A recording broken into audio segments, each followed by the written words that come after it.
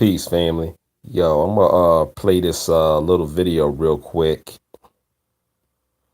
The interview R. Kelly did on CBS News, and I'm gonna give you my commentary as to what should have been, what should have been, what should have been discussed, what should have also been discussed.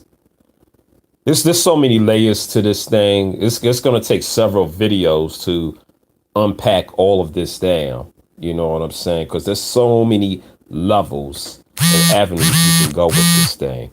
But anyway, I'm gonna go ahead and play this. I'm gonna go ahead and play this for y'all. So y'all can get a little introduction as to what I'm gonna be talking about here. I am surprised that you agreed to do it. Why are you sitting down with us today? I'm very tired of all of the lies.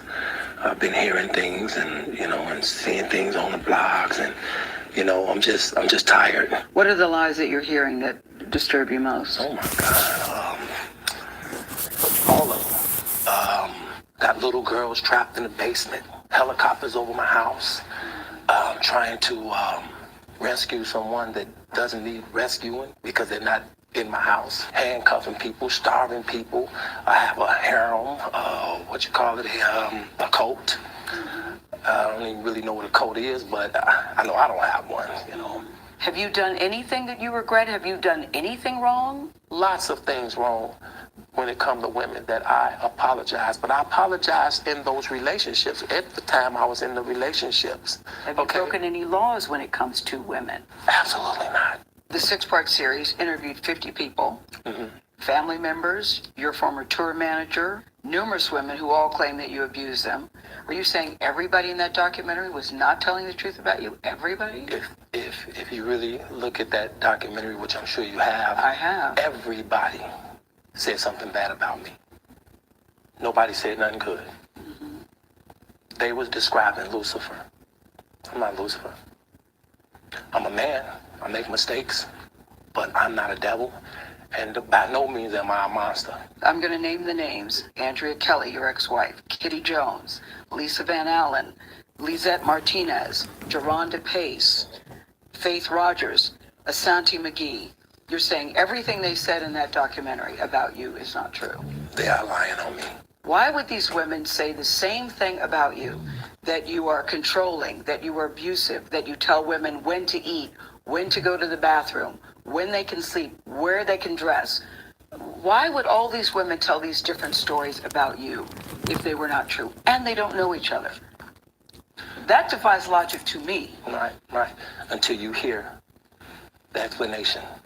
You can start a rumor on a guy like me or a celebrity just like that. All you have to do is push a button on your phone and say, so-and-so did this to me. R. Kelly did this to me. And if you get any traction from that, if you're able to write a book from that, if you're able to get a reality show, then any girl that I had a relationship in the past that it just didn't work out, she can come and say the same exact thing. Are you blaming this on social media? I'm talking about the power of social media.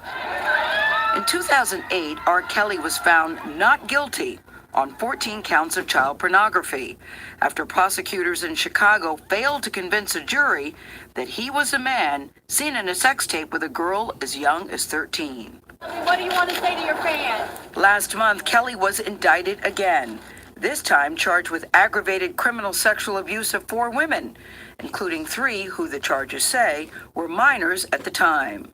Have you ever had sex with anyone under the age of 17? No. Never? No. I have to tell you, it's so hard to believe that based on all that we've read I'm gonna tell and you what the something, women Gail. have said about you. What the women said about you. What women said about me. So nobody's allowed to be mad at me and be scorned and lie on me. So they're lying on you. That's your explanation. They're lying on you. Absolutely. Absolutely. Absolutely. You feel that people have maligned your character? I have been assassinated. I have been buried alive. But I'm alive. So I think the point you're making is, and correct me if I'm wrong, that you have never held anybody against their will. I don't need to. Why would I? Well, How stupid would it Never be held for R. anybody. Kelly, with all I've been through in my way past, to hold somebody, let alone 4, 5, 6, 50, you said. How stupid would I be to do that? I didn't say you were That's holding. stupid, guys. I didn't. Is this camera on me? Yes. It's on. That's stupid. Use your common sense. Don't forget the blogs. Forget how you feel about me. Hate me if you want to, love me if you want, but just use your common sense. How stupid would it be for me to, with my crazy past and what I've been through, oh, right now I just think I need to be a monster and hold girls against their will, chain them up in my basement, and don't let them eat and don't let them out unless they need some shoes down the street from their uncle. Robert, Stop it. Y'all quit playing. Quit playing. Robert. I didn't do this stuff. This is not me. I'm fighting for my life. Y'all killing me with this. I gave y'all 30 years of my career. Robert. 30 years of my career. Y'all trying to kill me. You're killing me, man. This is not about music. I'm trying to have a relationship with my kids, and I can't do it. Y'all just don't want to believe the truth. You don't want to believe it. At this point, we briefly paused the interview to give Kelly a moment. His publicist helped calm him down. I hope this camera keep going. No, we're gonna. This let is the not camera keep true. going. This is not, doesn't even make sense. Why would I hold all these women? Their mothers and fathers told me, we're going to destroy your career. But Kelly's emotions remained raw. It's real girls out there missing. It's real young girls out there being abducted, being raped, okay? They really are on chains. They really do have chains on their wrists, and they can't get out. Robert, and they're ending up buried in deep. Robert, we have to have a conversation. This is Really, not me. I don't want you just ranting at the camera. I came here for them to hear me talk. But I need help. What kind of help? This is the kind of help I need. Yes, what kind of help? I need somebody to help me not have a big heart, because my heart is so big. People betray me, and I keep forgiving them. You sound like you're playing the victim here. You sound like R. Kelly, you do. When I listen to you, I'm it just does telling sound the like truth. you're playing the victim I'm just card. telling the truth. And the reason I'm emotional, Robert, and I apologize for that, No, is no, because no, this no. is the first time I was able to say speak. something. I've said nothing. Well, we're also hearing from the family of a woman who lives with R. Kelly at his home. The parents of Joycelyn Savage say that the singer not only abused but brainwashed their daughter. R. Kelly denies that and claims it was Savage's father who gave his daughter to him at a concert. I didn't go looking for a Joycelyn Savage. I was doing my show. He brought her and asked a friend of mine to put her on the stage with R. Kelly. Make sure she's on the stage. But in a news conference this morning, the Savage family says they have no doubt that Joycelyn is being held by the singer against her will. We went from seeing you or talking to you daily or weekly to not seeing you in 2 years.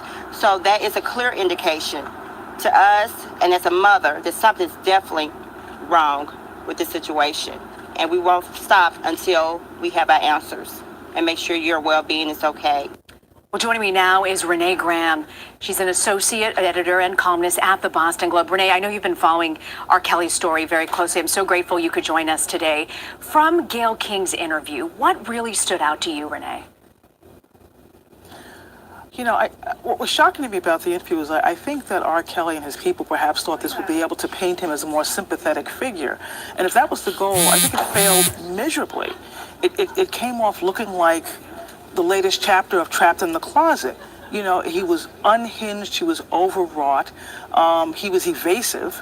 So you know, that's what really came off to me. It came off as someone who was trying to manipulate the audience, the way he allegedly has manipulated these women. You know, it was remarkable. So many people are commenting about Gayle King and her composure. She actually was speaking to my colleague, Vlad and Anne-Marie Green, earlier this morning, saying at no point did she feel that R. Kelly was going to threaten or harm her. But a tweet that you mentioned this morning kind of caught our attention. And you say, now we see exactly how R. Kelly behaves when challenged by a woman.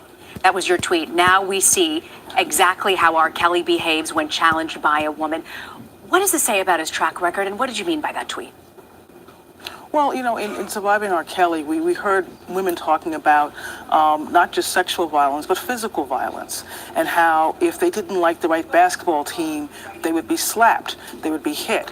And this sense of domineering and control, being domineering and controlling.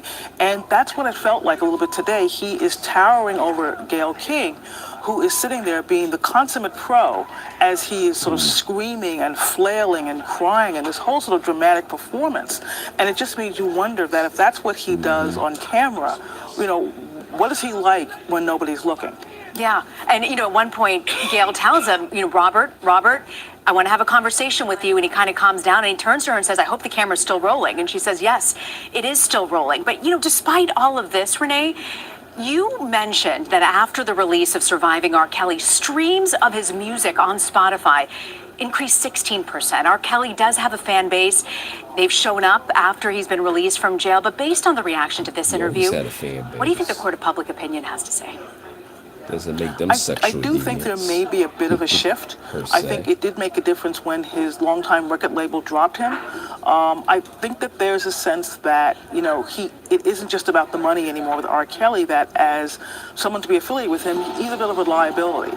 So, he may get another bump on certain streaming services, and there may be a curiosity factor there.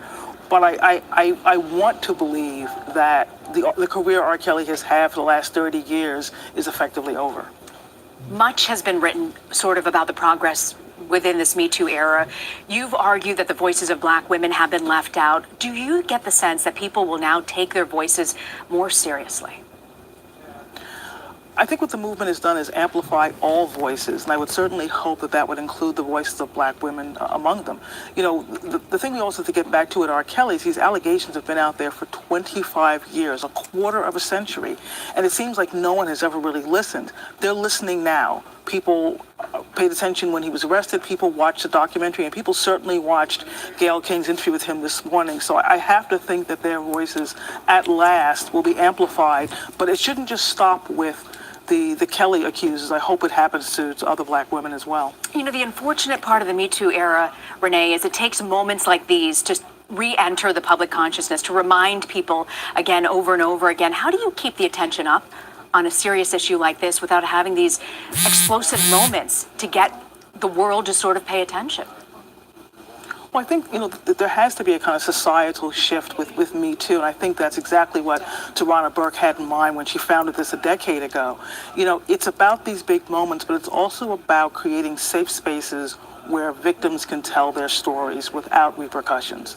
And I think that's what this comes down to. If it's just a sort of moment where it's R. Kelly on TV and flailing, but a woman in her office or a woman who works in a restaurant or a young man on his hockey team feels like he still has to keep that secret, then the movement isn't doing what it should be doing, and we're not responding to the movement the way we should be. Are you optimistic, Renee, about the future? Cautiously. Cautiously optimistic. Renee Graham, we're always so grateful. We love having you on CBSN. Thank you for joining us, and thank you for your time. Thank you, Rena. What the haters talking about?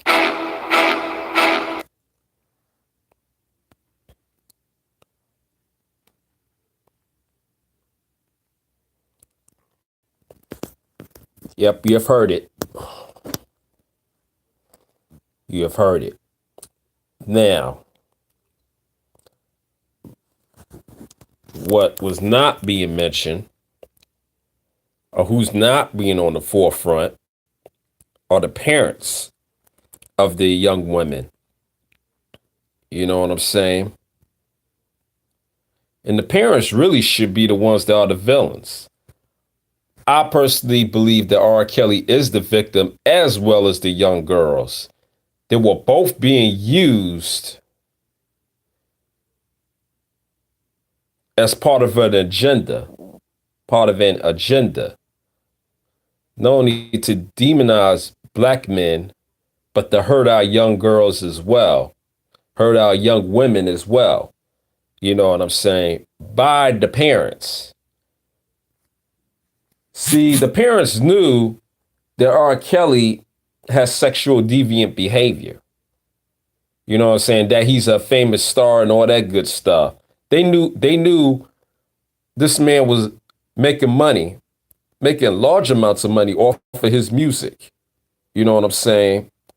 They know that he's behind quite a few artists' songs, writing songs for other artists and so on and so forth, producing other artists' videos and so on and so forth. You know what I'm saying?